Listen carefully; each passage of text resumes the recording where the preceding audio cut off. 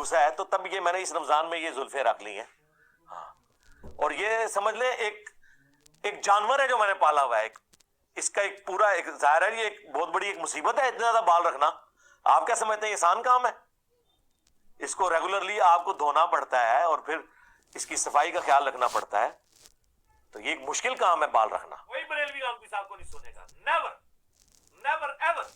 وہ تو بوتی دیکھ کے فیصلہ کرتے ہیں. آپ کو پتہ ہے آپ بریلوی رہے ہیں. میں نے بھی یہ جو پگڑی پہنی ہوئی ہے اسی وجہ سے پہنی ہے, ورنہ تو نے میری بات نہیں سننی تھی. یقین کریں یہ تو میں نے دعوت کی مجبوری کی وجہ سے پگڑی اور یہ سارا گیٹ اپ اڈاپٹ کیا ہوا ہے. مجھے تو اللہ کی طرف سے آج زیادہ ملے تو میں اللہ کے بندوں کو گوشہ نشینی دی زندگی گزارا.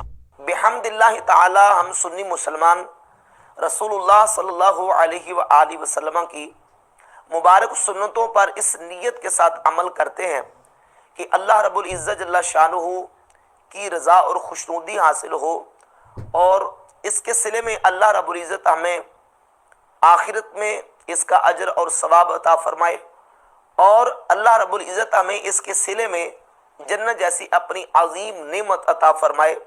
نبی پاک علیہ الصلوۃ والسلام کی سنہ مطہرہ پر عمل پیرا ہونے کی نیت اور جذبہ ایک مسلمان کا ہونا بھی یہی چاہیے کہ اللہ رب العزت جل شانہ اس سے راضی ہو جائے.